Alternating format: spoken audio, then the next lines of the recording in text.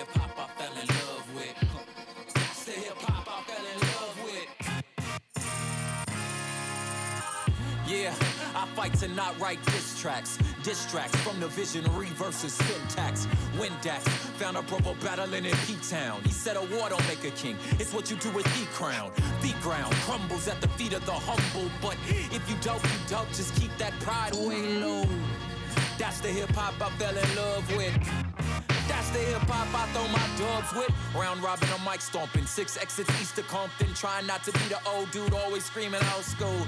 Hating on them new dudes, knowing I can school fools instead of leveraging veteran status for their betterment. Ligaments in me itching like them kids coming to get me. When you finally reach pinnacle, it's hard to not be cynical. But slow down, enjoy the view, many are called chosen few. That's the hip-hop I fell in love with. Slow cook, the dry rub, the low flame, let it sit.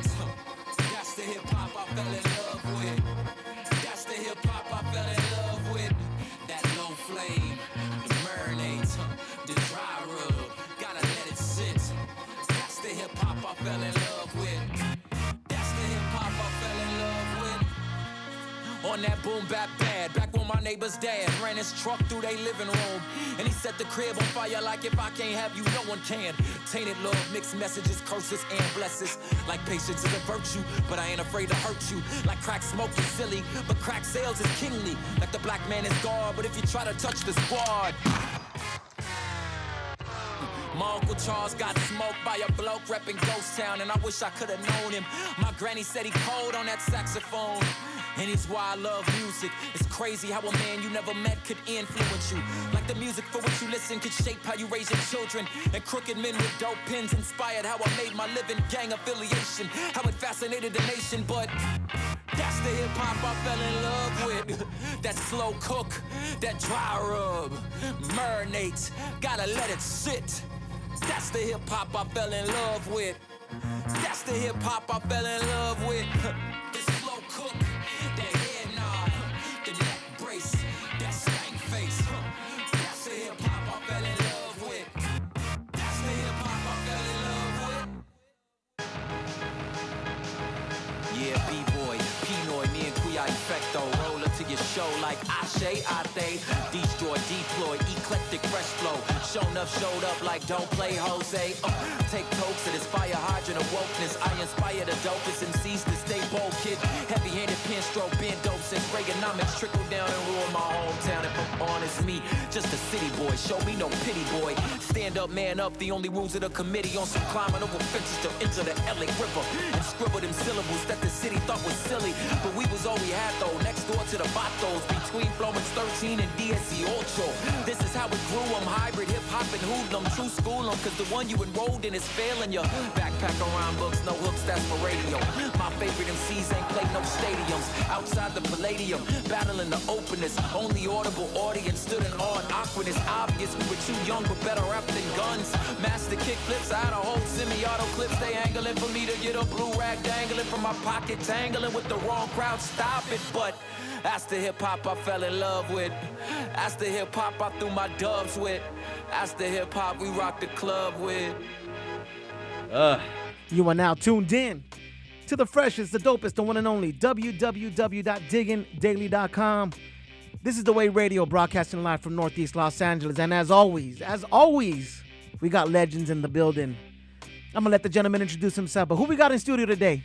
What up, what up, what up? My name is Propaganda from the 626. Super happy to be here. You know what I'm saying? First and foremost, dope motherfucking opening track. Word. Thank you, man. I knew you were going to come with some heat today. I was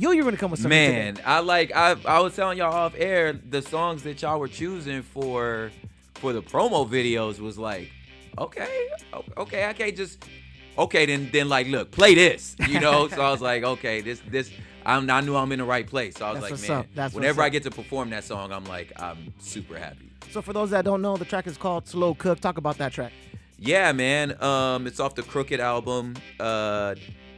My man Daniel Steele, part of like the sort of like the mellow orange kind of like circle over there. Right. Bro, it was like, you know, after a while, you know, I was practicing like learning how to like write songs, you know what I mean? But like but I still fell in love with the stank face, 48 bar raps, you know what I mean? Yeah. So it was just sort of an ode to like, this is what I fell in love with. And obviously the chorus is like kind of tied to like the barbecue, like slow cooking barbecue, and like I feel like that's the type of stuff I like, the stuff that takes a while, that you hit a record 5 years later and you like, that fool was spitting, and then some of the other stuff like at the end is like, that's true stories, like hopping fences to like into the LA River to do graffiti, you know what I'm saying, battling openers, living. I'm from the east side of South Central, but like I said, I grew up in the 626, so we was with the Vatos, you know what I'm saying? So like between 13s, you know what I'm saying, and 18, like all that, man. I was like, this was our life, Feel it. So let's break it down from the get go. Yeah. What got you into this culture of hip hop? What made you want to be an MC? Man, I fell in love, bro. Like my sister is about maybe 6.5 years older than me. And again, like we've like everybody else, like who's like around our age, obviously like, gang life was unavoidable. Like it was happening all around us, you know what I'm saying? But somebody grabbed a hold of me early, you know what I'm saying? Like my father used to take me to Venice Beach, Leimert Park, whatever, to like Sundays, I've learned later he was buying his weed. Like I didn't know that then. But he would take me over there and we would see hip hop happening. You'd see dudes spinning on their heads, you know what I'm saying? Like the LA River was like really a big thing. Like, when I left South Central and I was but my granny still took care of me. Yeah. I was living in Valinda La Puente when my granny still took care of me. So we was going back and forth to granny's house, and you pass by, 10 and 101, you pass by the LA River, and I was like, these murals, like who did this? Yeah. Like whatever this is, I want to be a part of it, And so I just remember just falling in love. And then one day in high school, I remember like, like I said, my sister was like house party, like, house dancer, like that early 90s kind of vibe, you know what I'm saying? Like all of her friends look like Kwame and all that stuff, you know what I'm saying?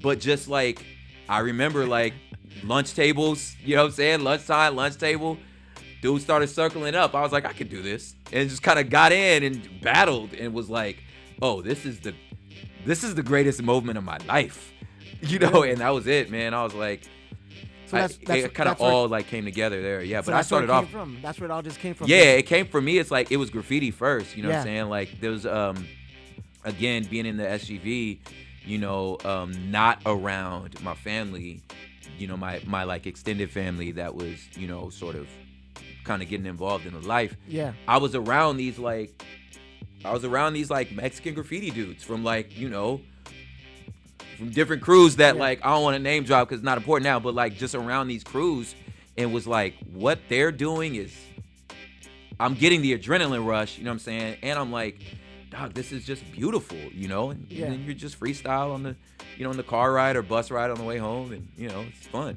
So what was the next step that happened after you went from circle battling inside lunch at school? Yeah. What was the next progression that happened in your musical journey? Project Blowed, Foundation, and you realize like you're not. I was too young for Good Life, so I had missed all that. Yeah. I think I went maybe once, when I went with someone, but like not enough to know that like this was something I could do weekly. For me, it was really Foundation event out in Pomona. That was like a weekly like workshop, where I found other people that I thought I would just think me and my cousins, were the only people who really loved hip hop the way we did. And then you go to this weekly and you're like, dang, it's a whole community, know? And then you hit record, I was maybe 16, 17 around that time. You start hitting record. And then I remember specifically, it's pretty funny, like some LA history. We got booked for some stupid in-store, me and my cousins. And we were opening for, I want to say it was C4 and Burger, but I didn't know who they were then. Yeah. You know what I mean? Yeah. And I want to say it was that, and like Illiterates and like just a lot of like the IE dudes. Yeah. And when they performed, like we looked at each other like, oh, we're not ready. Like we were like, we don't know how to hold mics. We don't know how to like oh, that's how you write a song. Like, I just remember being like, okay, I got to get in the lab. So that was the next evolution. And then the final form was Tonal Rats. When I was like, no, before Tonal Rats, it was like Glory, LA Symphony, this group called Science Project were like the first people that kind of took me under their wings. Nice. So when you were working with those other groups, was it always Propaganda? I have been Propaganda since I was 14. And what made you decide to get that name, Propaganda? My cousin, this same cousin I was talking about when we were younger, he kind of made it up. Like, we were just, I wish it was like a deeper meaning at first, you know what I'm saying? But it was just like looking into the sources, you know what I'm saying? Trying to find cool words, you know? And then once you found the meaning, it was like, okay, you have somebody like myself that was like, I was serious about education. You know, my father was a Black Panther, so like I knew what I was talking about most of the time. You know, we was like in and around church, so I had like a message to sell people. I was doing visual arts, so I was doing graffiti, and I was rapping. So he was like, "Oh, this is what you are. Like, you are Propaganda, you know." Word up. And then it was easy to tag, you know what I mean? Because you could, you shortened it to props, prop up, propa G, Propaganda. Like, you had so many different variations that, so it just stuck with me since I was 14. That's what's up. That's what's up. And then, so let me ask you this: you said that there was groups that took you under their wing. Yeah. For you, being that age, because it was like, what, you were like 16, 17? Yeah, well, I was a little older once they took me under their wings. That was during college. Okay. Yeah, and but what was that like for you?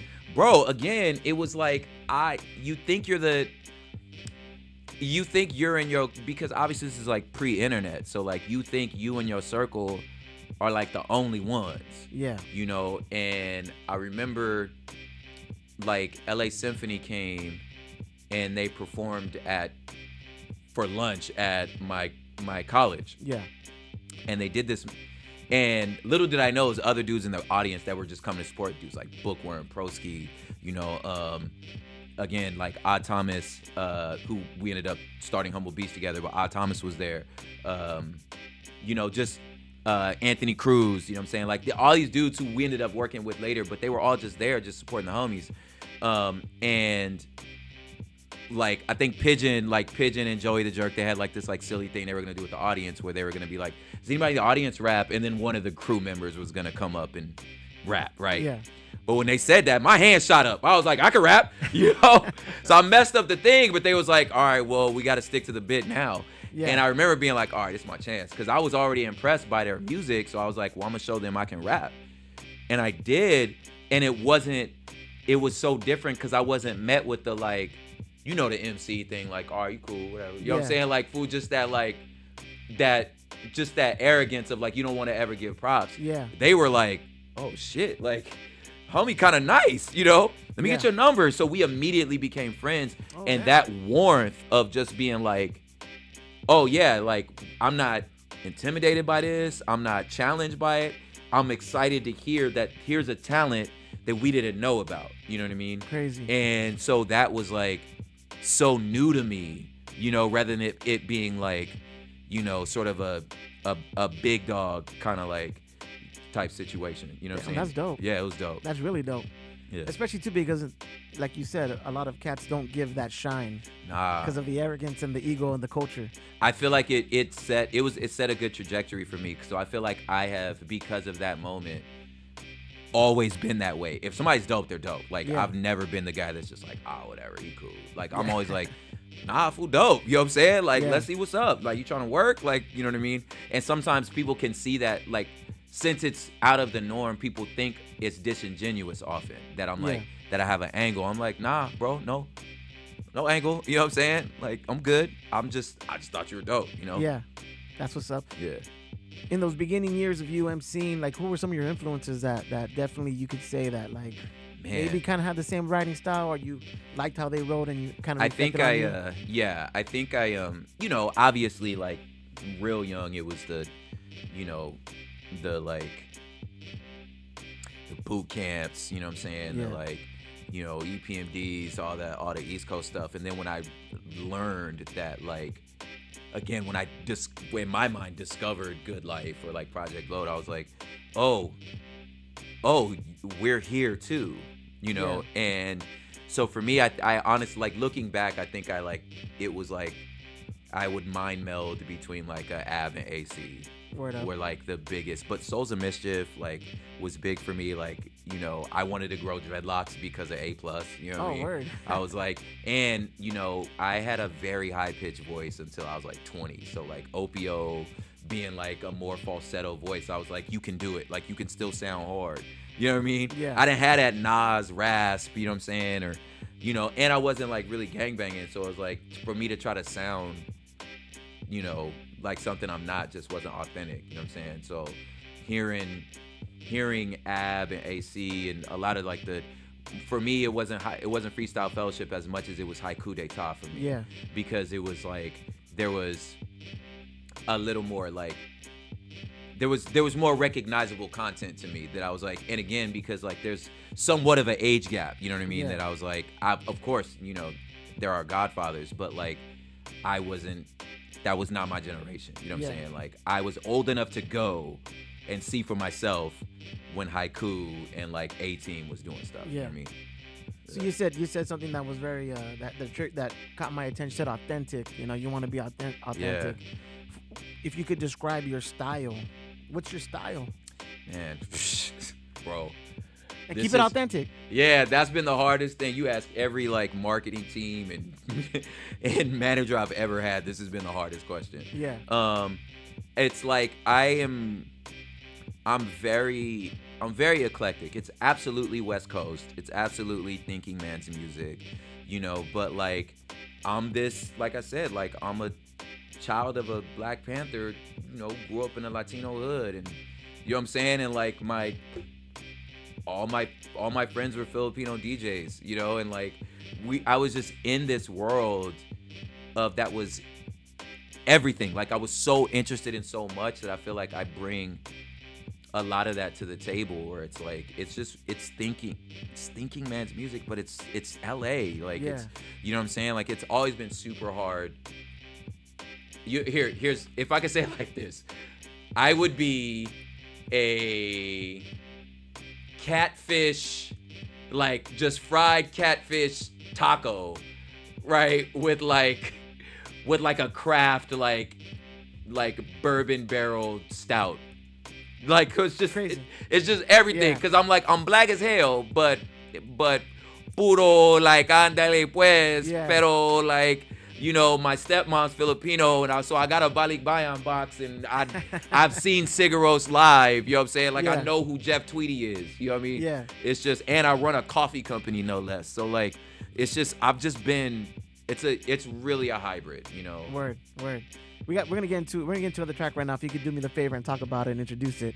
The Possibility, talk about that. Oh, man, that's actually a description of my style. This song is like, if you needed to like an introduction to who I was, it's this. It's The Possibility. This really succinctly says what I tried to say in the last 5 minutes. Says it in 2 minutes, you know. We was at the 10 in La Cienega, tucking my cousin's indica, about to get cuffed up, but ducking the trip to Africa. Bunch of rappers just rapping about rapping. Your ancestors is asking, when you finna tap in? Name recognition wasn't worried, bruh. We was cool with being LA deep cuts, a sweet James Bergener. Outside tossing bomber jackets on barbed wire, to clack the iron lack, practicing wild styles.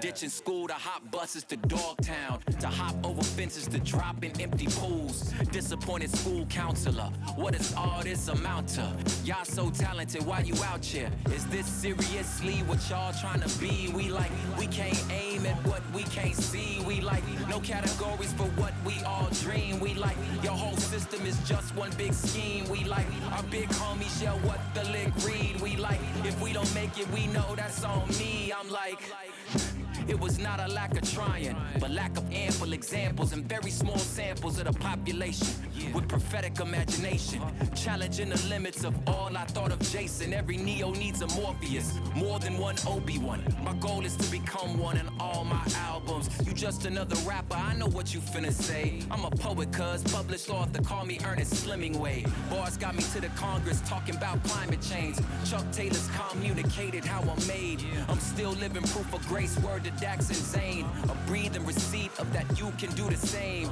Don't believe me, keep streaming, I'll help you see it. I keep affirming you nerds until you believe it. The future is yours, it's up to you to keep it. The world's exactly the product of how you leave it. Letting go of the person you wish to be. And embracing innate greatness, imagine the possibility. Yeah, imagine the possibility, y'all. Imagine the possibility. You are now tuned in to the freshest, the dopest, the one and only www.diggingdaily.com. This is The Way Radio. Propaganda live in studio. That last verse. Man. Hard. Thank you, sir. Hard. And then you tie it in with think about the possibilities. Imagine the possibilities. Yeah. That was the name of that EP too, yeah. Nice. How many albums do you have under your belt? Oh my God. I know there's a lot, but how many? There's a lot. Okay, so there's 8 albums. Yeah. So, wait. Out of Nowhere, I'm Not Them, Listen Once Focused, R&M Ambidextrous, Excellent, Crimson Chord, Crooked, Nothing But a Word, and then the four Terraform EPs. So there's 9. Yeah, there's 9 albums and then 4 EPs. Jesus. Yeah. Let me ask you this: is it hard for you to write? Because that for 9 Not albums, anymore. it's like, man, that's a lot. Not anymore. One question: can I light this cigar? Yeah, go ahead, Okay. go ahead. We'll get you an ashtray in there right now. Ashtray. Yeah. You know, it's you have to learn how to write. Like, I think it's hard if it's hard if you're not being authentic, I think. Yeah.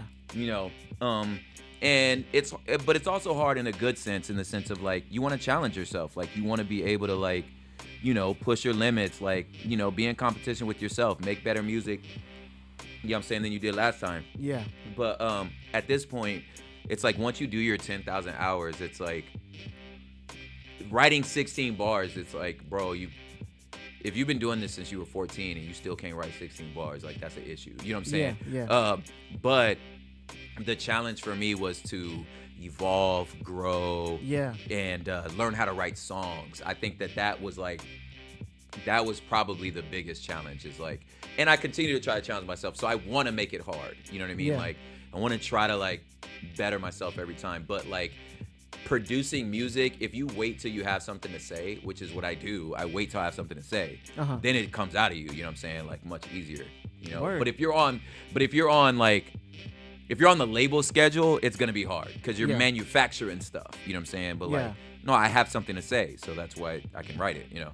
So you said the natural progression. How do you feel with the progression of your albums that you've put out? The progression has been at a quicker pace than you anticipated, or do you feel that the albums kind of reflect what's going on with your message? It's very much like, it's very much in line with where I am, and I think oftentimes I don't really notice it. Really? Until I listen back, where I'm like, man, I really, like, it would be like a year and a half later, I'll be like, listen to a song, like, man, I really needed to hear that right now. Like, wow, like, you know what I'm saying? Because I think for me, I just have this, like, absolute abhorrence in sounding like someone else. Yeah. So, like, sometimes to my detriment, but, like, so when I'm writing, I shut everybody else out. Like, and I go, like, I don't listen to a lot of, like, hip hop specifically, because I'm like, I don't want to rap like nobody else. Yeah. I want to listen to other things that inspire me. So that I know, like, I didn't get this from that person. I didn't get this from that. I wasn't trying to do that. I was really being me. So I think that, like I said, like, that means that, like, I'm really pulling from a well of what's really happening with me, or what I'm seeing in the world. You know what I'm saying? So when you're looking for inspiration music wise, what music are you listening to? Bro, if it's to create, I'm definitely like a playlist dude, like a million different playlists from all over the place, and I want to make sure that each album has, like, its unique sound. So I think once I learned how to really make records, you know what I mean? So, like, which I personally feel like didn't start until the Excellent album, and where I was like, because during the Tunnel Rat stuff, like, I wasn't in charge, you know what I mean? Like, but when I was in charge, it was like, okay, during the excellent time, I was like heavy into like folk music, like. Really? Yes, because I like the, Mumford and Sons, and like that's why I knew who Jeff Tweedy, like I said, that's why I know who Jeff Tweedy is and stuff like that, like Wilco and like that Americana, because I was like, again, I was learning songwriting, so for that I was really into that. You know what I'm saying? For Crimson Chord, it was more like Phanogram and like that, like sort of like synth pop, kind of synth hip hop type stuff. Yeah. Crooked's more like some soul music. And then, but yeah, like I try to make sure I'm pulling from a wide array of things, depending on what I feel like I need to improve in, Yeah. If that makes sense. It makes sense. Yeah. It makes sense. So before we got into the track, we were talking about your college years. Yeah. And then we did leave off at the point where you walked into Project Blowed and the Tunnel Rats. Yes. Talk about that experience. Bro, Tunnel Rats, man. It was like one of those like, this is probably divine, because Tunnel Rats was founded by Dax and Journey, this group called LPG. They're Whittier, West Covina, a good 10 years older than me. Yeah.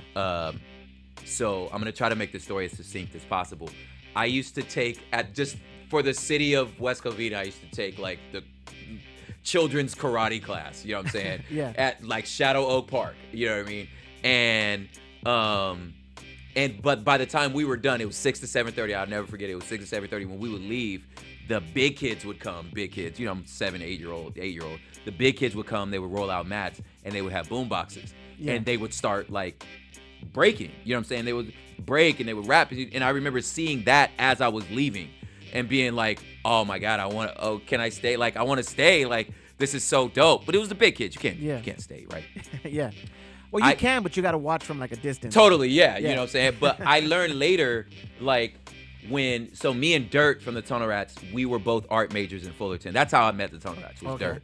And turns out, we're in the same class. Dirt's like, where you from? I was like, Valinda. He was like, I'm from La Puente. I was like, no, you're not. He was like, yeah, I am. Where you go to school? He's like, I went to Bishop. I was like, oh my God, I grew up behind Workman. So we grew up in the same place. He heard me like freestyle at lunch. He heard like some references to like Bible stuff. Yeah. And he was like, hey, have you heard of LPG? And I was like, nah, I never heard of him. And then he was like, listen to this tape. So I listened to a tape and I hear Journey's voice and I freak out because it was a distant memory from my childhood.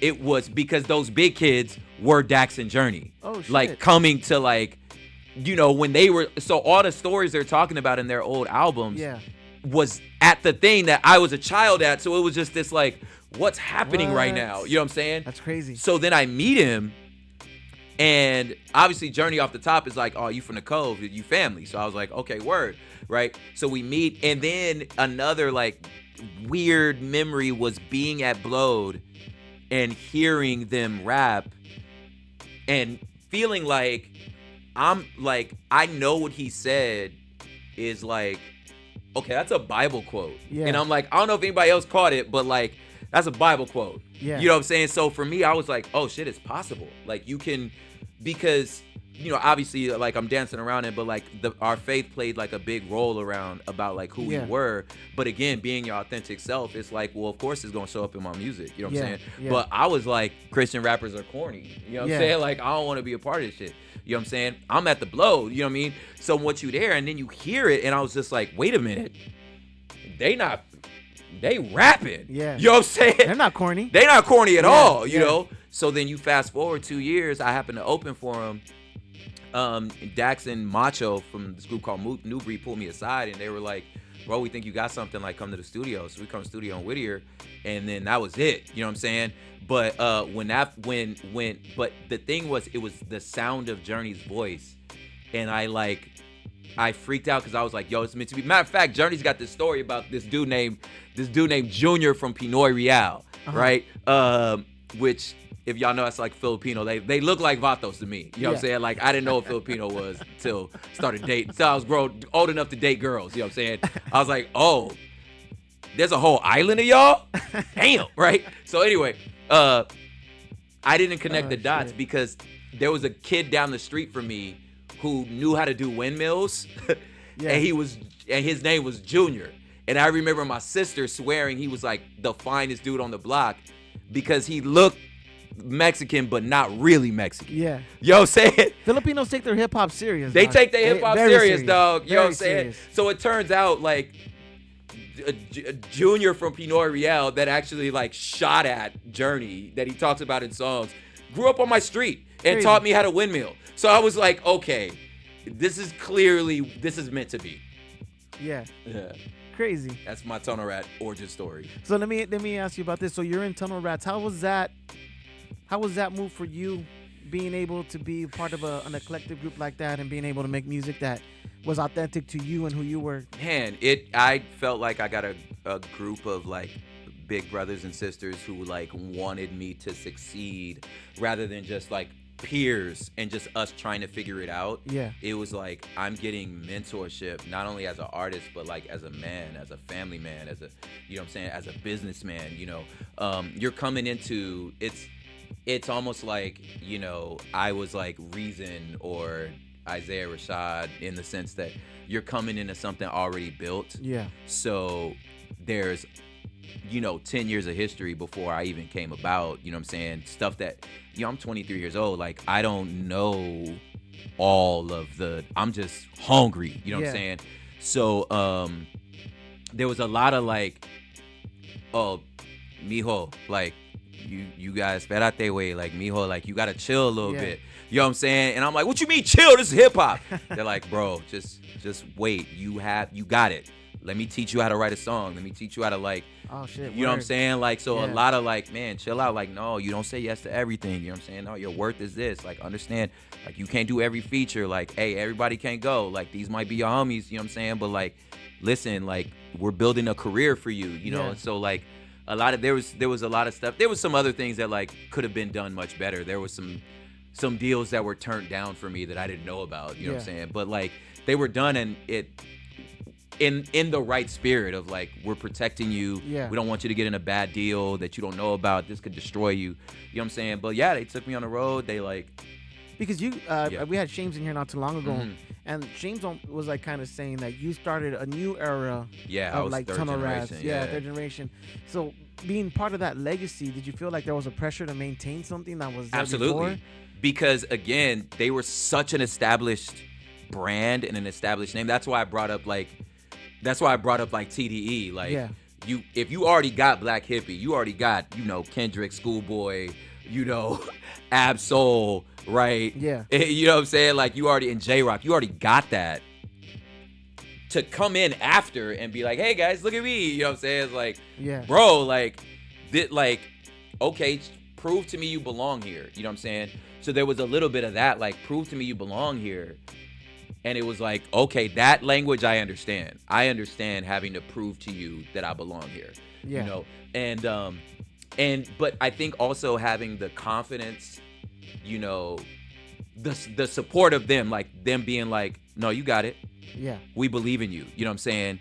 Was in any other scenario, I would have been like, I don't know if I would have been able to handle this. But like, also, I was young enough and naive enough to like believe I could. You know what I'm saying? Like, you haven't failed enough. You know what I mean? To like, to not have it was like you're arrogant out of ignorance. You know what I mean? Like, I just hadn't done it yet. So I was just like, yeah, it'll work. I got it. You know what I'm saying? Yeah. But it was definitely like, once you get on the road and you see like the caliber, like what it meant to be a professional artist. I think that's what they did to me. Word. Was like, because they had already gone through just like, they already did the dope MC thing. Yeah. You know what I'm saying? Like, we're professional artists. They grew beyond that. They grew beyond it. Yeah. We have families. You know what I'm saying? We have children. You feel me? Niggas going through divorces. And I'm like, I was like, none of my homies are even married, let alone y'all going through divorces. You know what I'm saying? Yeah. So like, me and Merce actually, like, we vibe on that too. Like, him and Living Legends being like the youngest member, like Sunspot and them, like Mystic Journeyman, they were grown men. Yeah. You know what I'm saying? So like, it was the same for Merce that it was for me, where it's like, well, we're kids. You know what I mean? Yeah. Like, I'm like, oh, okay, so I gotta grow up. You know what I mean? So I think that it was definitely a like, okay, it's on you. Like don't don't fumble. Like Yeah. the baton is being passed. And Rafi, like the interesting thing about Shames is like, he's only like a year or two older than me. He was just there the whole time. Yeah. So like he was so wise beyond his years that it made it seem like there was such a gap, like maturity wise between us, because he had so many years under his belt that I didn't have. So I still looked at him to like, what do I do? Am I doing this right? You know what I mean? Yeah. Yeah. So let me ask you this: at 23, what was your writing style like back then? At 23, when you were in the Tunnel Rats? Man, it was very much like, again, like jump in the cipher, kill the verse, like 16 murder, like automatic slaughter whack MCs, you know what I'm saying? And then very LA, you know, just like Mr. Mindbender, Rhyme Sender, you know what I'm saying? Just super backpacker, you know, and what they saw in me was like a potential to be like, okay, well, let's do something a little more soulful. Like you have this like wealth of knowledge inside of you that you don't know how to rap about yet.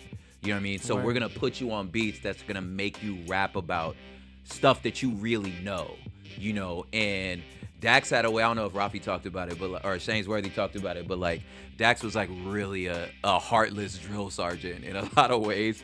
Like he would be like you would record a verse, you'd peek out the booth and he'd be like, hey, we're recording now. We're not that's not a practice. We're recording now. Word. And you're like, what? Like this is after a take. Yeah. He'd be like, no, for real this time. Like this isn't no for real. Yeah, I was for real.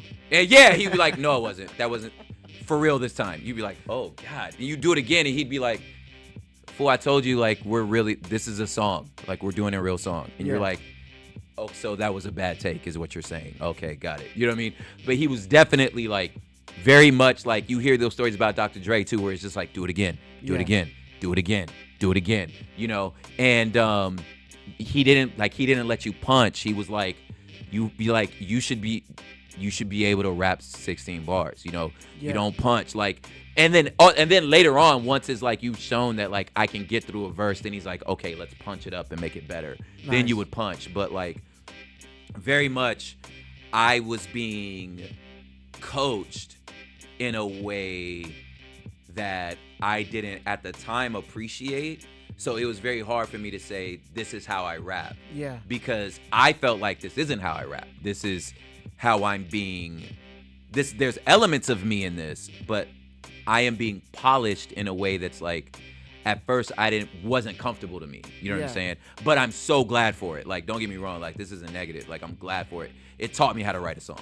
That's what I was gonna say. The polish, like you said, they polished you to a point that you took it to the next phase of your journey. Yeah, in hip hop. Yeah, little things like, yo, just take this one syllable out. Like, you know what I mean? Like, round that word out. Like, you just like say it like this. Like, you see how you're losing your breath if you would have just took this syllable out here and put it there and maybe said it like this, and then you try it and you're like, damn, wow, that does feel better. You know what I'm saying? Like, so it was great. You know what I mean? But you had to learn like if you playing ball, if your coach is teaching you like you have to learn how to shoot with your left hand, you're like, well, I don't shoot with my left hand. He's like, you have to learn how to shoot with your left hand. Yeah. You know, and it's uncomfortable for a while, and then you learn how to shoot with your left hand, and you're like, oh my God, this is great. I'm unstoppable. You know? Yeah. Yeah. So let me ask you this: how many albums are you officially on with the Tunnel Rats? So we went on a tear. So I was on Sev's record, so Sev's, Underground Rise, my album, the Foot Soldiers albums, if you count that, the Tunnel Rats second record, Pieces album. There's mixtapes that's never seen the light of day.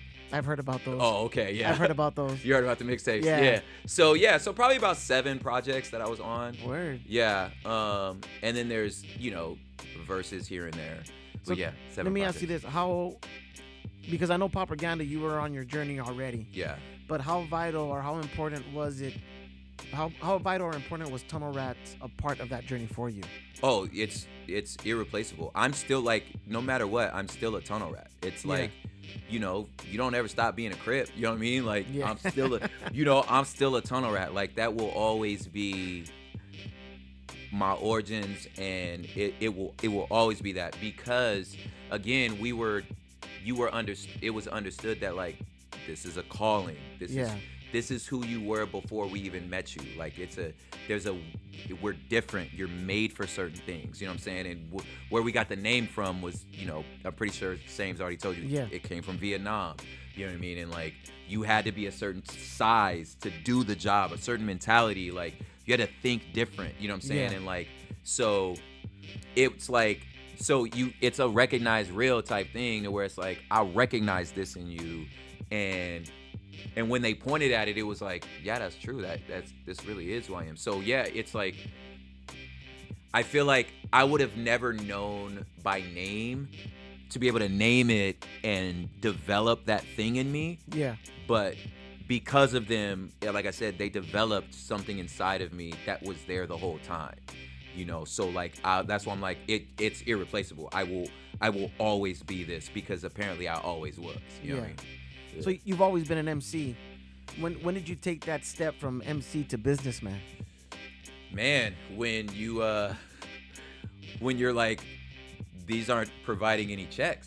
Yeah. Like, like, let's keep it real. Yeah, keep it real. The checks are coming from other things. You know what I mean? Like I had no delusions of grandeur. I was a full-time teacher.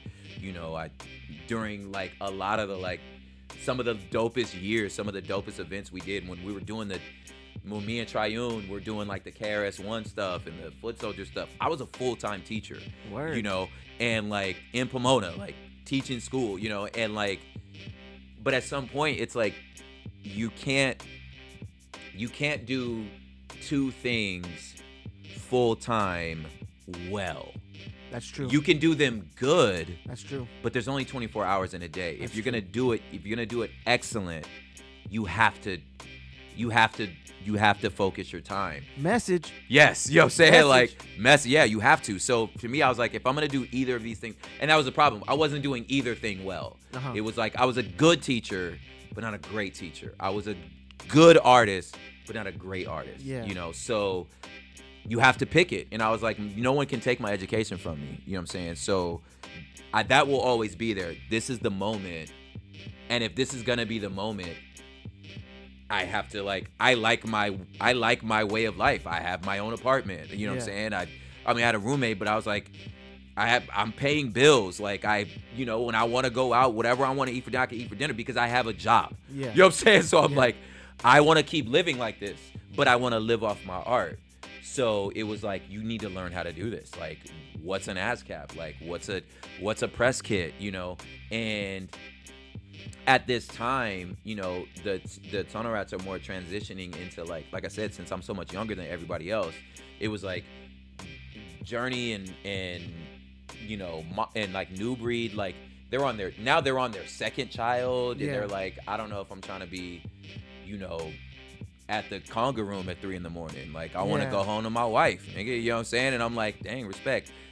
Couldn't be me, because I ain't have a wife, you know what I'm saying? Yeah. So I was like, okay, well, I need to figure out how to do this. What's a press kit? What's a manager? What's a booking agent? And just, Word. and, because if you're going to do this, it has to provide for me. So like, you take propaganda and it stops being your tagging name. It becomes your DBA. You know what I'm saying? You go get a DBA, you get an LLC, and you cut checks to propaganda, so the checks aren't having my birth name on it. It's like I have an EIN now, and if you just want to keep doing it, it has to make you money. You know what I mean? Yeah. Facts. Yeah. When did that transition into what you're doing now with coffee? Bro, like the coffee journey was crazy. So that actually goes through the next sort of phase, which was like the Humble Beast phase. Okay. Which during that time, for those that don't know, what is Humble Beast? Okay, so if you're familiar with like Science Project, which was this bro named Relentless, this other dude at the time called Deadbeat, but he became this brother named Odd Thomas. We were kind of not seeing in the market what we needed. And so we kind of had this idea. This is like 2009, 2010. Really credit to Odd Thomas and Braille. Like, they really made it a label. But the idea was like, they had the foresight to know that like digital music was gonna take over everything, and you're not gonna be able to sell a record. So we didn't know what streaming was at the time, but we knew Napster, we knew like MP3s. So they were like, we need to figure out how to give away our music and live off something else. So he invented, like, I'm gonna say he invented it, this idea of like, you send us your email, we'll send you a download link for our albums. And he knew that I'll have an e-newsletter and we could tour off our e-newsletter. Like, he was ahead of, like, Thomas was ahead of the game. So like, my biggest tours from 2012 all the way to 17, we didn't use promoters. We used our newsletter. You know what I mean? And like, so you're selling 400, 500 tickets a night off your newsletter. You know what I mean? So like, but it's because our first 4 albums we just gave to you. This is pre-streaming. So we were giving you our albums in return for your email address. You know what I'm saying? So anyway, which is a smart fucking move. It was brilliant. You know what I'm saying? Like, nobody, like, I was like, okay, I trust you. You know what I'm saying? But that's what he did. So anyway, so we built this label. It was us, this Oze Moore, Serene Poems, Theory Hazard, us, Beautiful Eulogy. A lot of heavy hitters on that. Yeah, you know what I'm saying? Jay Givens, a lot of dudes. So we invented this thing, you know what I'm saying? And during that time, we were these weird, like, he lived in Portland. We were these weird, like, coffee nerds, kind of like hipster hop. You know what I'm saying? Just like, like really like hipster, that at the time that didn't exist. You know what I'm saying? So we were into coffee, you know what I'm saying? And like going to coffee shops and like learning how to do, like, you know, Chemexes and pour overs. So at the time we started a micro roaster called Left Roasters, which essentially was mine. But the idea was like, what if our label had a coffee? You know what I mean? So we were like, let's put it on a label. That lasted about 2 years.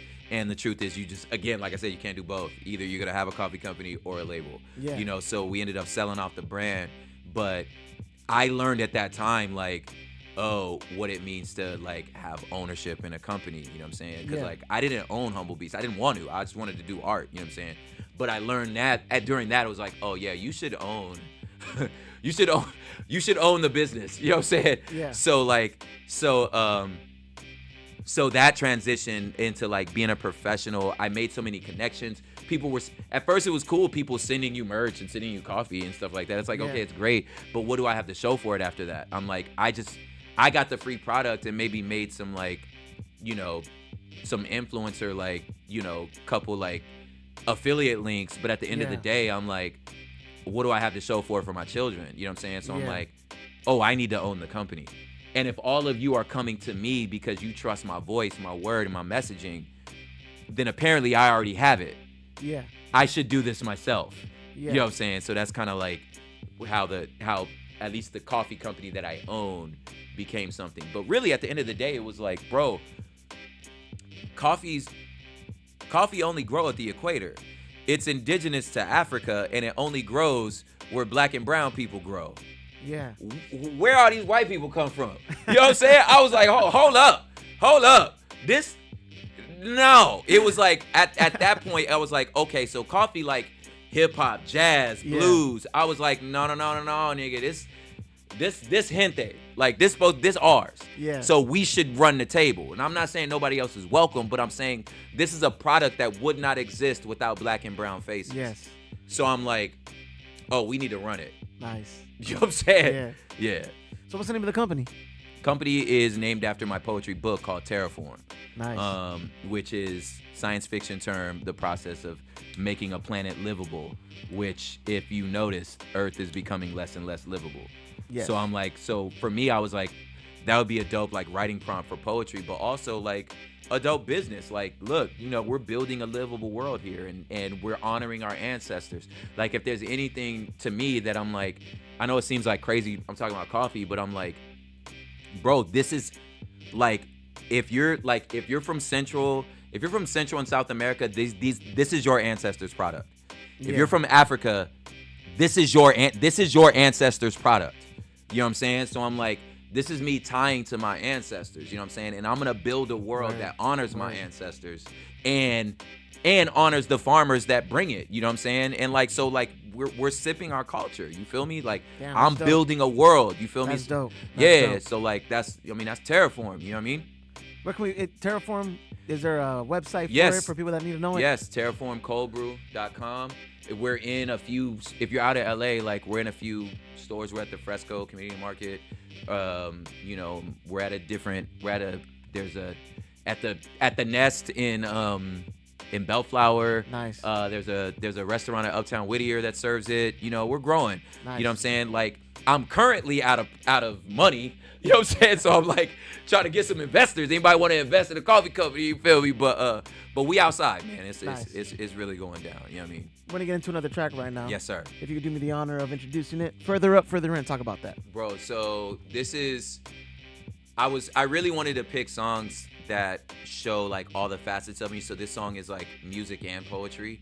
And it's really about like, I honestly feel like of all the things we need to fix in culture, speaking of Terraform, like none of that can get fixed unless we like take care of ourselves.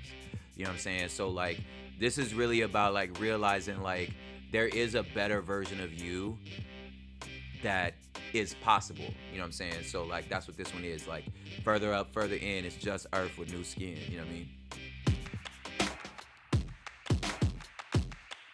Yeah, sometimes it feel like time don't exist. Another human construct. Tomorrow never comes, might as well just throw your arms up. Imaginary tales like American dream, but justice for the brown skin in the land of free. It's sort of cynical, kinda bitter. Life is cyclical, winners and losers, full of surprises. How you survive that? Holding the hope, romantic hopeless. Tomorrow like the day you finna seeing that text. I'm sorry I was wrong, that's that pride up in my chest. A perfect day to finish that list of chores. When the last time you called that mother of yours? I'm talking about further up, further in. It's just earth with new skin. Talking about, yeah. I'm talking about tomorrow, only different. It's the same you and me, but something missing. All the baggage we carry, man, listen. Scars we all earned on mission. Yeah, our soul anxious from aimless soil toiling, dangling happiness in the faces of total strangers, arranging our profiles to raise up others' anger, all in hopes to have a dime left at retirement, eyeing each other's objects, lie about what we buy next. This cannot be the whole goal of existence. Talking further up, further in, it's just earth with new skin. Talking about and further up, further in, it's just earth with new skin. Talking about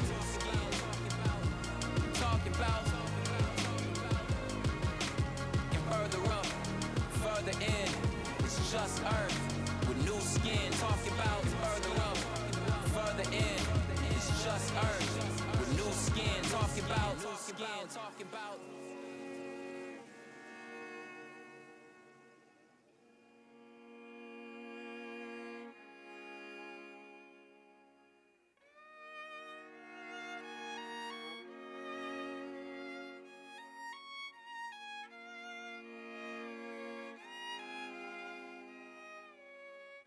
I did the work, I had the talk, I lost the friends, sold it off, gave away, let it go, walked away, owned wrongs, apologized, ugly cried, let others in, I opened up, forgave it, paid what I owed, look at me, like what I see, no excuse, love the calm, I am clear, this is new, now in my head, I like it here.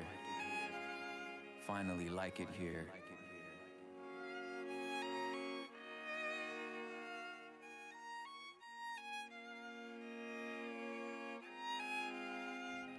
You are now tuned in to the freshest, the dopest, the one and only www.diggingdaily.com. There's the way radio. Propaganda live in studio, broadcasting live from Northeast Los Angeles, LA HOTBOX studio. Boxer, what up? Yes, sir. Yes, sir. So we talked about the coffee. We talked about the transition from soloist to tunnel rats. Yeah. Let's talk about the podcast. You do a podcast as well. How are you able to fit so many things in a day? Dog, in a day. Listen, your Google Calendar is your friend. You know. I gotta accept that. I can't accept that. Ah man, nah. You gotta get a calendar, bro. Yeah. Nah, you definitely like. I'm hard on myself on that calendar. But yeah, nah, so Hood Politics with Prop, it's a weekly podcast that I do, and I think a lot of times when you hear, like, if you actually, you know, you from the city, you hear Hood Politics, it does mean something, you know what I mean? It usually means, like, politics among hoods, you know. I'm trying to use it as like a play on words in the sense that like I'm talking about actual politics. My theory is the grounding premise is like, if you grew up the way we grew up, whether you were active or not, whether you was affiliated or not, you were around street life, you understand geopolitics more than you think you do. Yes. Because a lot of it's the same, you know. So what I try to do is like, you know, we're taking headlines, things that are happening in our news, in our politics, in our world, in our economy, and essentially translating them into terms that you and I understand. Because I think a lot of times we're led to believe that we're not equipped to really understand what's happening. And I'm like, these people are not smarter than you. You know what I'm saying? They just use a different language. Yes. And if someone came alongside and said like, yo, like, this is what that means. Like, I'll give you an example. You know what a filibuster is? You ever heard of the? Yeah, I've heard this. I've heard the term. Yeah. You hear the government talk about the Congress talking about, we need to break the filibuster. You're like, well, what the fuck's a filibuster? Well, you've been doing it your whole life, really. It's when, you know, if you know your mama finna like, you finna get that chancla from your mama, you know what I'm saying? And like, but before she makes your decision, you're like, wait, mom, but listen. But what had happened was, see, listen, when I came home, I took the chicken out like you said, and then I was vacuuming, and you remember my tia called, and you just like, you have to keep talking, because if you keep talking, then that means you're not gonna be in trouble. That's a filibuster. You know what I'm saying? I'm just gonna keep talking so that you can't make a decision yet. So all I'm saying is like, there's all these different words, you know, that are all flying around, you know, different stuff happening with the Supreme Court right now, and just like, and of course our election, you know what I'm saying? Like, it's moving so fast, but like, I really feel like this shit really affects our life. So they're talking about our lives. Yeah. So like, not only should you know what they're saying, you already do know what they're saying, and just I'm gonna walk you through it. You know what I'm saying? So that's dope. Like the idea of the show. That's dope. And then where's that available at right now? It's on all the streaming platforms, man. Nice. I'm part of like iHeartMedia. Like, we're really like, they, you know, really show the brothers some love, man. I had to prove one that I knew what I was talking about. You know what I'm saying? And then, and that like, you know, we produce like, there's a new instrumental, like there's new music every song, every show. You know what I'm saying? Like, it's dope, man. And yeah, it's on all the podcast things. So you did talk about you have a book out. I do have a book. Talk about the book. Not only do you do podcasts, coffee, but now you're an author. I am an author, yeah. Talk about that. So the book's also called Terraform, Building a Livable World. It's a hybrid of like poetry and short story. It's broken up into 4 movements called the sky, the soil, the people, and the possibility, which are also the name of the musical EPs, also called Terraform. Yeah. Terraform, the sky, the soil, the people, possibility. But yeah, the poetry is around this idea of like, you know, if building a world that we want to live in, not just like also the physical planet that we're on, you know what I'm saying, like taking care of the planet, you know, but also our culture, our communities, our families, and then ultimately ourselves, like building a livable world for ourselves. So yes, it's poetry, like I said, it's short stories, a couple essays, and music, and some illustrations. All in the book. So you have the book, and then you have the music. Like I said, writing, is it different? Is it different for you to do when you're writing a poem, compared to writing like how's your thought process behind all that? Because it kind of feels like you're using different parts of the brain. They really are, man. First of all, learning how to write spoken word poetry that's not just like a cappella rap was like, you have to learn how to do that, because if you ever go to like a poetry open mic, you could tell the dude that's just doing a cappella rap. You know? So learning how to write a spoken word that is a poem was one muscle, you know what I'm saying? But writing for literature was like, that was like a whole new thing, because, you know, the words have to do all the work. Like, I know when I'm performing stuff, it's like you're editing as you go. You're reading the crowd, you know, you're changing your inflections. I'm controlling the emotional state. But like, if you're writing for reading, then like, it has to be on the page. And I have to trust that the person reading it is picking up on the things that I'm hoping they pick up on. And of course, you know, there's a beauty in like you interpreting it for yourself because you are reading it, but like Yeah. I need to make sure like I'm not there. I can't curate that experience. Like it has to be on the page. So Yeah. that was like when you talk about write hard, that was the hardest thing to learn how to Crazy. write. You know what I mean? Crazy. Yeah. And then you tied the albums into it. hmm For the album, since there are 4 different themes, are those albums curated behind those themes as well? And how hard was that? Bro, each EP has a different producer. Oh, shit. Because of what they're about. So like, because of and what I'm trying to cover. So the sky, Terraform the Sky is much more like it's supposed to be like tribal, organic, and earthy because it's the beginnings of making something. You know, looking at the sky, like if you think about like the water cycle, it's like, well, all the water we've ever had is still the same water. Like it's still all here. All the elements in in the universe are the same elements they've always been. You know what I'm saying? We're made of stardust. It's always been here. So the idea was like, okay, what's always been here? The drum has always been here. Just organic, you know, tribal sounds, you know what I'm saying? And then the Soil EP is a little more like down home. It's like mud. It's much more Crazy. southern and like Yeah. blues, you know what I'm saying? It's like, so it's supposed to be earthy, you know what I'm saying? So I got producers from the South for that one, you know what I'm saying? Nice. Like I need Memphis, I need Houston, you know what I mean? And then the people is culture, you know what I'm saying? So it's a lot of chants and like it's real African and like real, but not just African, but like street. So it's like DJ Mosky did that. That's like Long Beach, you know what I'm Yeah. saying? So it's like that. And then this last song you heard is The Possibility. So that's why that's like orchestral and big. So that's a full, like that's a 14-piece band that made Crazy. that album. You know what I'm saying? So like, Crazy. yeah, that's a crew called King's Kaleidoscope. So like all those strings and stuff, all that's live. You know what I mean? On the last song you just heard, like those are live because it was supposed to be like, this is what it could be. It's big, it's, you know, triumphant. So yeah, so each EP has a different sound palette of what we're trying to communicate of like, yo, this is what we could be. You know what I'm saying? How much feeling, thought, and emotion goes into thinking of a concept like that, man? Bro, this was a 2.5-year process. Wow. Of like thinking through, honing, like a lot of the DJ homies that are like, can you just give me something I can play? You know what I'm saying? They're like, this is dope, but like, I don't understand what the fuck you're talking about. So like, it was very much me bouncing ideas off DJ Promote, like off my manager, and being like, because they're like, we know it's dope, but like, I don't know what you're saying.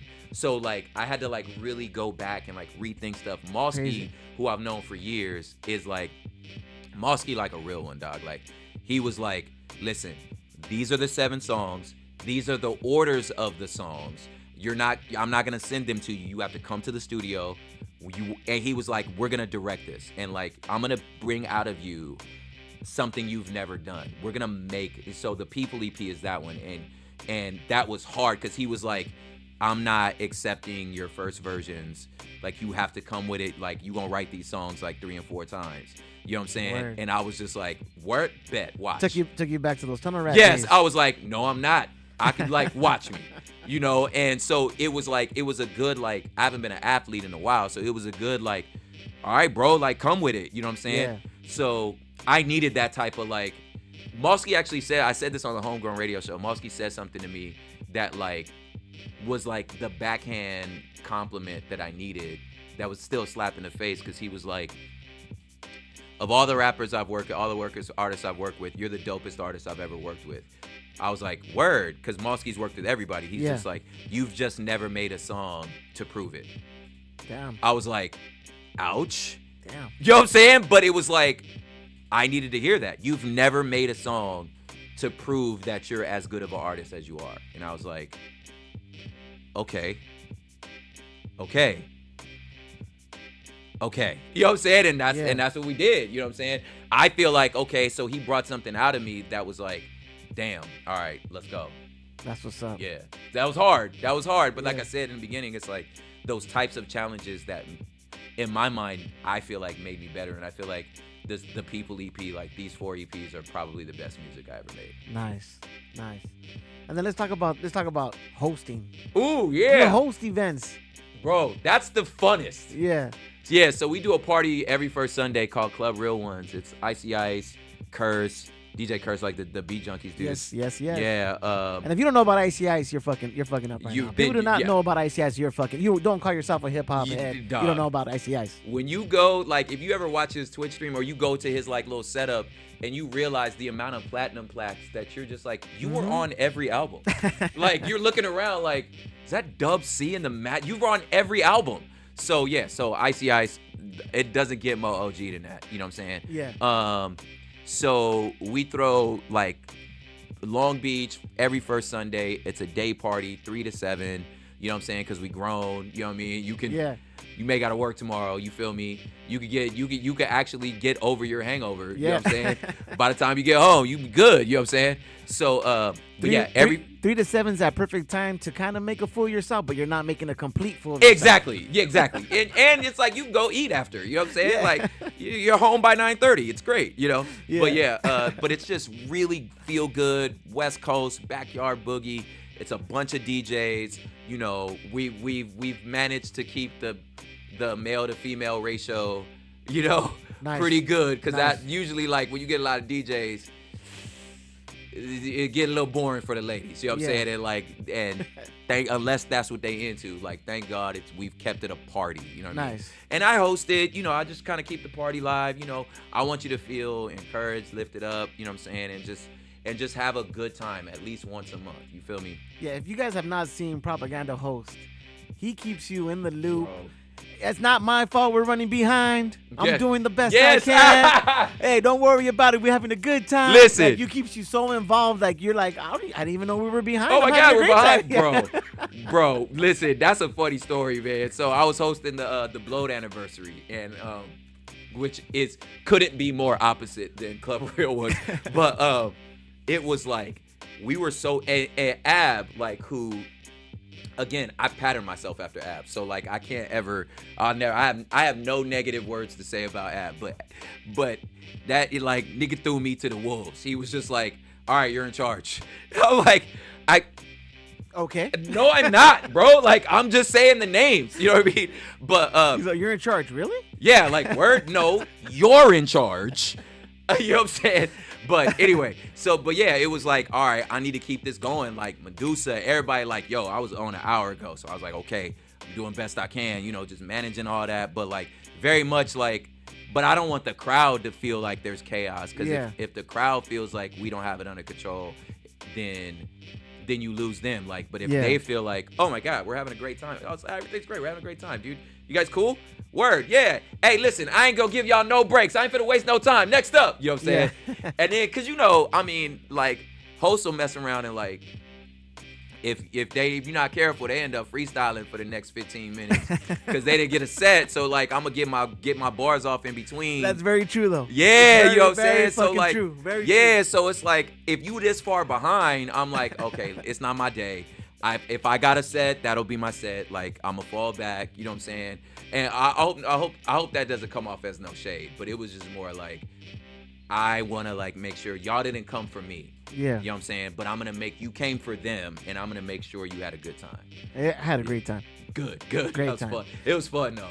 It was. I mean, you've had such a fucking wonderful journey. What's the best part of the journey you've had so far? What a question, man. That's what we do right here at DIGGINDAILY.com. You know what I'm saying? It's a good question. And, you know, and it's hard to be corny. Like, it's hard to not be corny. It's like, you know, obviously there's the high watermarks where you're like, damn, we sold out this venue. You know what I'm saying? Like, when we did, like, highlights of, like, big moments, like selling out the Glass House, you know what I'm saying? And being like, bro, we stood outside at Foundation, you know what I'm saying? Dreaming to ever be able to sell tickets like this, you know? Yeah. Like, moments like that, crowd singing along, like, remembering, like, I wrote this song in the shower, bro. Like, you guys are all singing along. Like, there's moments like that.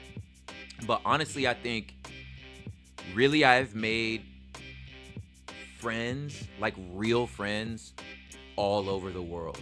Word. You know, and I can say that like hip hop took me to every continent.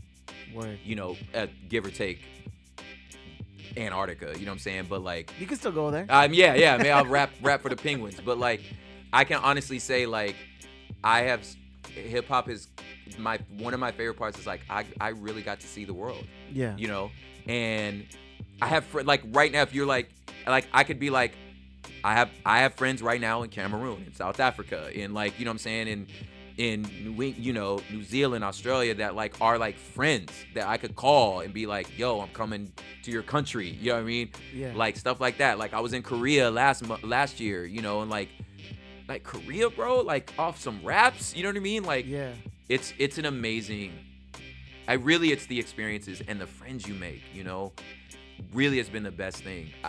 I'm rambling here, but like, it's such a good question. It really got me thinking. Like, I used to resent this. Like, okay. And I say this for like all the artists out there. Like, it was like, I've never been the type to like look down at somebody else to be like, I'm doing better than them. Mm-hmm. I'm more the type to look at the person further than me and be like, I'm trying to get there though.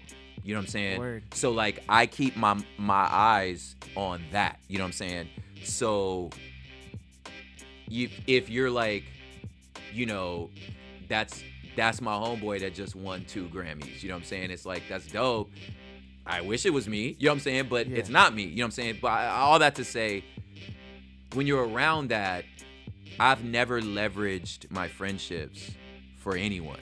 You know what I'm saying? Like, right. I've never used, like, if we're friends, we're really friends. But, so because of that, I've always been, I can think of it, like, different. I've always been the guy that, like, since I'm approachable, they're like, yo, can you connect me with so-and-so? So it was like, you know, early on, it was like, yo, can you connect me with LPG? Then it was like, yo, can you connect me with Lecrae? You know what I'm saying? Yo, can you connect me with Johnny? Then it was like, yo, can you connect me with Toby Nwigwe? You know what I'm saying? Like, I know that's your boy. Can you connect me with him? You know what I'm saying? It's always, can you connect me with that person? But I felt like it was never like, I want to put you on. Yeah. You know what I'm saying? And I thought about, like I said, I used to resent it, but it was like, it's more of a testament of like, when you show yourself to be a true friend, you start making connections like that, and these people value you because they know I'm not finna pass your number out to nobody. Yeah. You know, especially to make myself look more better than I really am.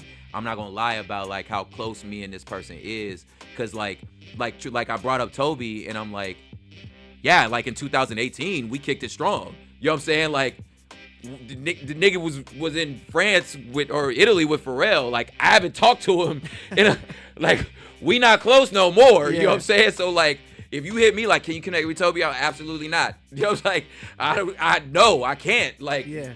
He playing Red Rocks with Nas. No, I don't have a line on him no more. Yeah. You know what I'm saying? But like, but the point, but if I see him, if we run into each other, it's still love, because he knows I never used him. I never, like, he was never nobody I know has ever been a stepping stone for me. You know what I'm saying? That's what's up. So that, to the point to where people see it and go, Prop is close to them. And it's because they value my friendship, because I've never used their friendship. You know what I'm saying? So artists, don't ever use your, like, it's, if you do this, if you do what if you carry yourself this way, then you're gonna be good in every room you walk into. Even if you're not getting the looks, you feel like you're not getting the looks, people are talking about you well when you're not around, because you showed yourself to be a stand-up dude. Message. If you could talk to your younger self right now, what would you tell him?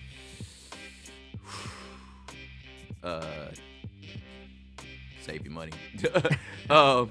Nah, but I think I would say like, yo, chill, like, it's gonna work out. You know what I'm saying? Like, I think we're so worried about how we're perceived and what people are saying, and will it work out later? I think, you know, I was always scared that like this was gonna be my last shot. You know what I mean? And it's like, bro, chill. It's gonna work out.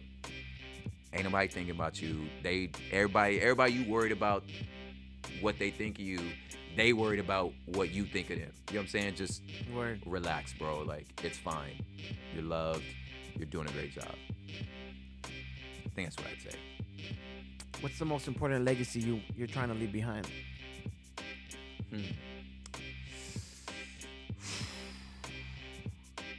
mean, man.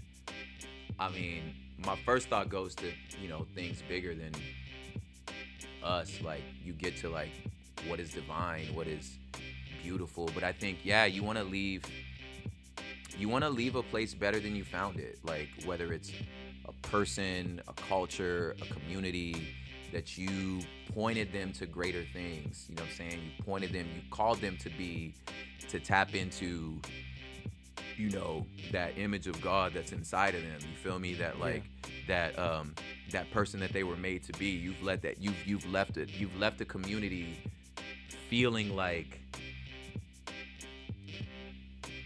they are closer to their maker. You know what I'm saying? You're closer to beauty, to awe, because like, I want people to feel like they were better off because I was around. You know what I'm saying? Word.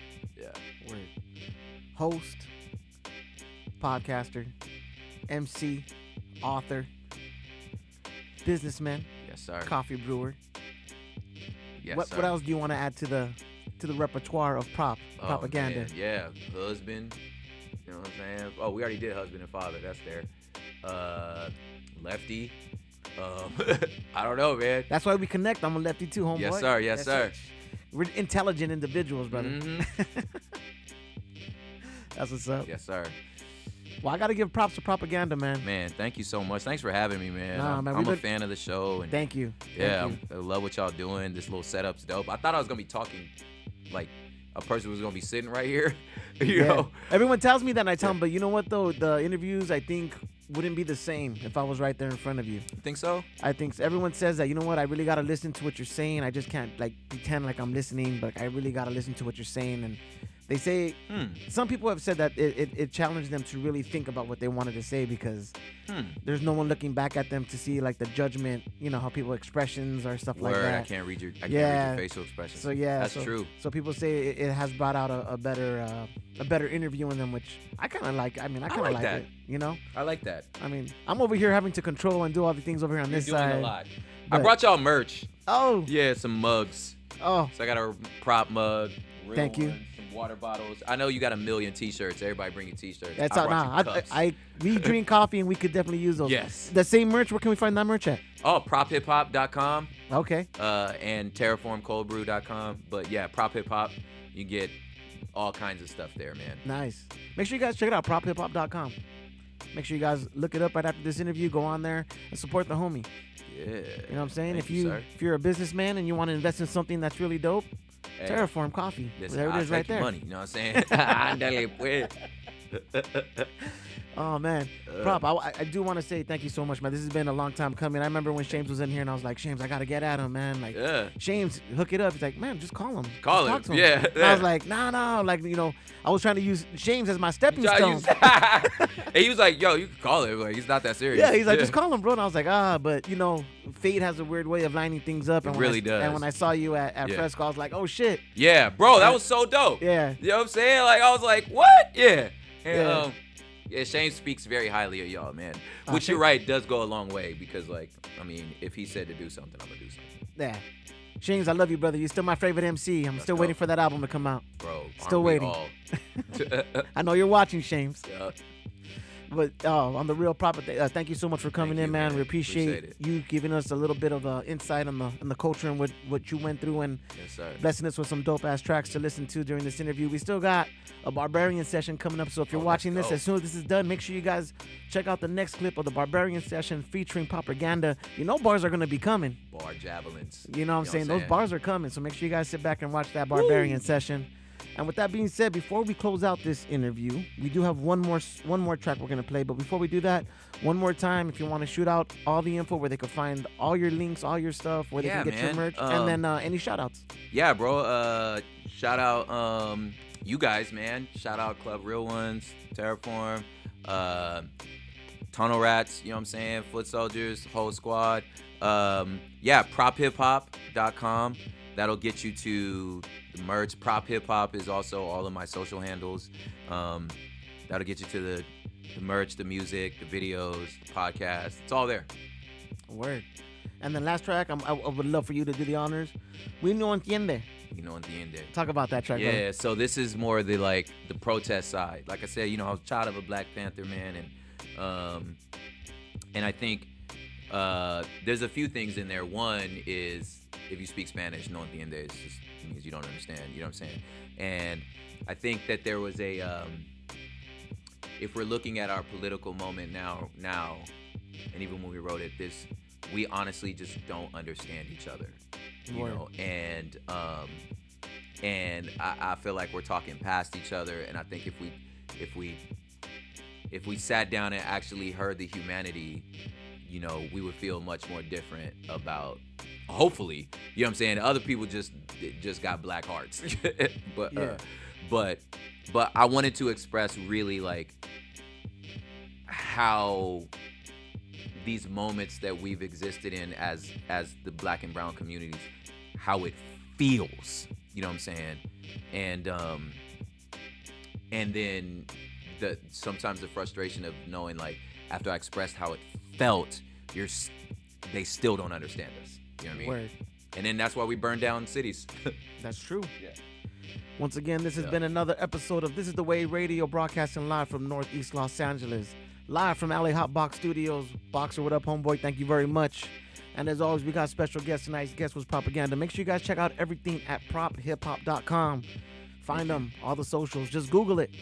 Anything he has going on, make sure you guys support it. And Please as always, thank you very much for coming through. And with that being said, this is Show Enough. There's only one way to do things, and it's this way. This is The Way Radio, broadcasting live. Love it.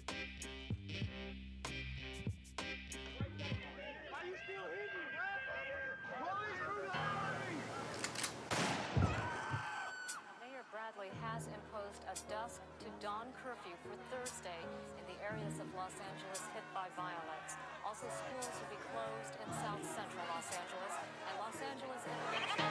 Yeah, words of unheard, slang of broken, sound of the hopeless, storefront smoking, innocent murdered, brought no charges, GoFundMe donate, hood car washes, everyone watches, peaceful protest, cops got tear gas, basic smoke fest, condemn violence, speak up loud boy, become them riots, peep them proud boys, y'all stay silent when our life missing, close your eyelids, no admission, I won't go quiet, full conviction, folks stay dying, try to convince them, on CNN crying, fatherless daughter, y'all still talking that law and order, history lesson, make them listen, maybe after we burn that federal building. Yeah, feel like real life a TikTok loop, control CV, another Jillian Roof, came to the table, willing and able, trying to keep the hood safe, family stable, appeal to your better nature, look inside our faces, we are human, we got issues trying to work on those, yes, but why I gotta tell you the sight and the smell of your boot leather, brother, while it's on my neck. You know, it's been our blood, it's been our pain, our trauma, our desperate tears screaming at America, you know, you could be better, keep your word, keep your promises, be who you said you were. You want to know the real believers in America? It's those that refuse to let her hide in her delusions. No entiende. No entiende. No entiende. No entiende. Yeah. Fear of God on me, fear of God in me. Fearing y'all ain't a fear God give me. No slaves to the backlash y'all give me. I take that heat, I'm Brian, y'all Jimmy. I really ain't bothered. If you hear this, then hit unfollow. It's only a hit dog that's gon' holler. I won't be silenced, and that's on mamas. Got peace in a pandemic, beat feeling anthemic. Streets got questions, police should be answering. Chief not stressing, cause preachers is pandering. Dog whistles to the tune of CC and an M. Blood cries out in Sunday service from brothers just right outside getting murdered. If you unable to see who's able, it's cause that red hat, it ain't where Cain go. If you don't see God in the folks put down, then you should pull his book out. Take a look now. Christ died in the blackest way possible, with his hands up and his mama there watching him. Tell that to POTUS, let's expose it. You had that mask on before COVID. You're either Pharaoh or you're Moses, and time will tell who survives the ocean. Who survives the ocean.